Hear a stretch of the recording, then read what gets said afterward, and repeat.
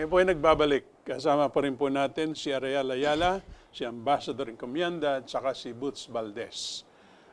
Dito po sa kasong ito, ang pinakamalakas pong statement, hindi po nanggaling sa Pilipinas, no? Pagkatapos na lumabas yung resulta, kundi nanggaling po sa State Department ng Amerika, sa European Union. At ang sinasabi po sa mga statements nila, na legally binding daw itong desisyon na ito, kaya dapat tutup din daw ng China at ng Pilipinas. Pumarito pa sa Maynila, yung Department of State Counselor, dating ambassador sa Pilipinas, si Christine Kini, para kausapin po yung ating Foreign Secretary si Yasay na dapat irespeto daw yung desisyon. Ako'y nagtataka, tayo po ang main party dito, tayong dumulog sa arbitration court, tayo ang nananalo, pero tayo ang kinakausap at pinagsasabihan na irespeto nyo yung desisyon. Masyadong nakapagtataka ito, ano? Pero Ambassador, paano natin iintindihin yung salitang binding itong ruling? Doon mismo sa partido na nagsabi from the very beginning, hindi namin kinikilala yung proseso at hindi namin kami kailangang pasundin. Ang masasabi ko lang is, hindi ko sinasabi on my own. Magbasa kayo ng mga sources even from the United States. Like for example, Professor Nordquist, Myron Nordquist of the University of Virginia. Si Amerikano ito nagsasalita, professor, and among the acknowledged international law experts, hindi daw valid yung arbitration. That's one thing. So, kung pipilitin mo na susundin, ang dating sa akin yan talaga, ako naniniwala kung hindi valid, and we should not have resorted to that. Kung pipilitin mo that it has to be followed because it's binding, sa akin propaganda na yan. Ambassador, gobyerno ng Amerika at ng Europe ay ang nagsasalita. Assuming for the sake of discussion, panindigan nila ng US at ng European Union na legally binding ito. Siyempre, alam natin na may minerals dyan, kaya atat na atat ang China. Minahin nila ito, wala tayong nagawa. Napaltan ng liderato ng ating bansa. Nagdemanda sa Europe at sa Canada, sa US, Australia, para kumpiskahin bilang kabayaran sa minina ng China, sa EEZ ng Pilipinas, singilin nila namin yung property ninyo, assets na sa US at saka sa EU para mapunta ng Pilipinas. Pwede po bang mangyari yun? Una-una, may problema ko dyan sa sinasabi na mayroon ng namina ang China, no? Wala pa naman na nagaganap dyan. But, categorical po yung ano. But beyond that, in this monograph, Senator, I did point out na ano ba talagang, may nagsasalita kasi marami na kaya ang China malakas ang pasok dyan gawa ng mineral resources, no? At saka ngayon, dinagdag pa yung fisheries resources. Pero sa yaman ng China, nakakapamili naman sila ng oil needs nila all over the world. Hindi nila kailangan yung resources sa South China Sea, sa totoo lang, kung energy resources pag-uusapan. Kung fisheries, ganun din. I mean, totoo, may nangingisda dyan na mga Chinese fishermen, but so are fishermen from a lot more countries from the region. So para sa akin, yung sasabihin na ang habol dyan ng China is our resources, whether seabed resources or marine resources, mahirap, sa akin lang naman ito, mahirap tanggapin yan. The way I understand it, correct me if I'm wrong, Mr. Ambassador, there have already been talks with China with regard to joint exploration of these areas. As a matter of fact, during the administration of Gloria Macapagal Arroyo, such moves have already been made. As a matter of fact, they were already in place precisely to go into the initial phases of exploitation of the resources. With certain... May seismic yes. Joint seismic JMSU. survey Joint undertaking. Marine Seismic Undertaking. Okay, which is the initial process of eventual exploitation. Now, this could not have happened, no, unless there were certain agreements between the two countries with regard to this. No? And all of a sudden, as you said, in 2010, we went, registered ourselves to be part of this arbitration court organization. No? And with the intention, apparently, of canceling this type of joint activities and going into enforcing this arbitration court to come up with a decision no, which is territorial in nature and what we call sovereign rights issues. No? I put this into context, especially with the comment that was made by Senator Kit Tatat, that the first one who came out very strongly about and happy about the decision of the arbitration court was the United States, no? And joining all of its allies in Europe, no? Precisely to focus on this issue and eventually to tell our government, the current government, to abide by the decision.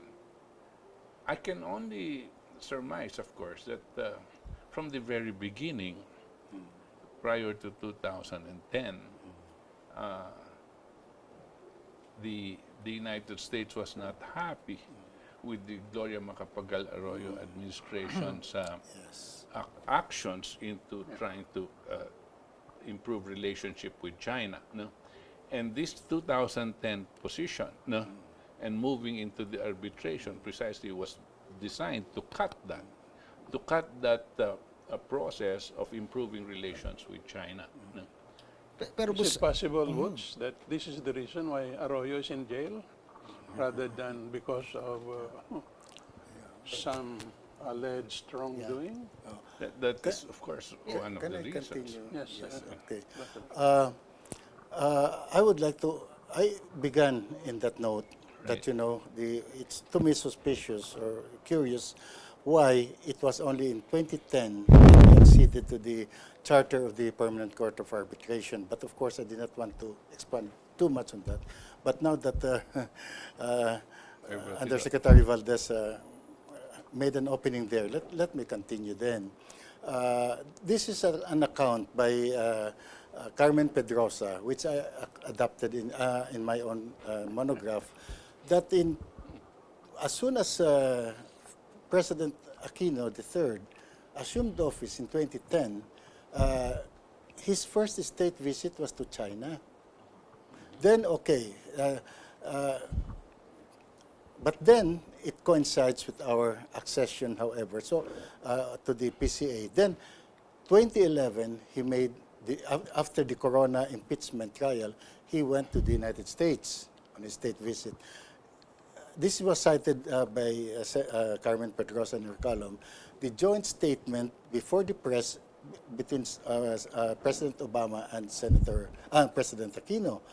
And they were already talking about a rules-based, resolution of issues in the South China Sea. So you put these things together, as Undersecretary Valdez said, pointed out. 2010, September, we acceded to the PCA. Then 2011, maybe na-delay lang sa trial ni Supreme Court Justice Corona, but pumasok na yung rules-based design ng kuwan, no? Now, of course, the U.S. was clearly behind this. Now, but I want to really emphasize the point that sino ba nagplano dyan, as Undersecretary Valdez pointed out. July 2010, saka lang umupo si President Aquino. But September 2010, nag-subscribe na tayo sa PCA. Hindi posible na in those 3 months, napag-aralan na natin yan lahat at meron na tayong plano. So ang sa akin is, pagdating ni President Aquino, isinubo na lang sa kanya yan. Sinakyan naman natin. I stop there. May tanong lang po ako dyan, kasi sa mga nanonood sa atin, napaka-emotional ng isyong ito. Lest makusan tayo mga traidor. Ano po ang masama kung nasa likod natin ng Amerikano? Una-una masama is kontra na yan sa Constitution. na nako-compromise yung ating independent foreign policy. Number two, as isa pang bagay na masama dyan is yung tinatawag na intervention in domestic affairs. And sa ngayon, that's why at one time I said we just have to abrogate the Mutual Defense Treaty because yung Mutual Defense Treaty, inabuso na ng husto ng Amerikano through two amendments. One is the so-called Manila Declaration, which was signed by by Secretary of State Hillary Clinton then. I think this was February 2012 or something like that. And this Manila Declaration, sa akin lang, nakakatawa dyan is they called it the Manila Declaration. It, in essence, if you look at the provisions, already amends the Mutual Defense Treaty.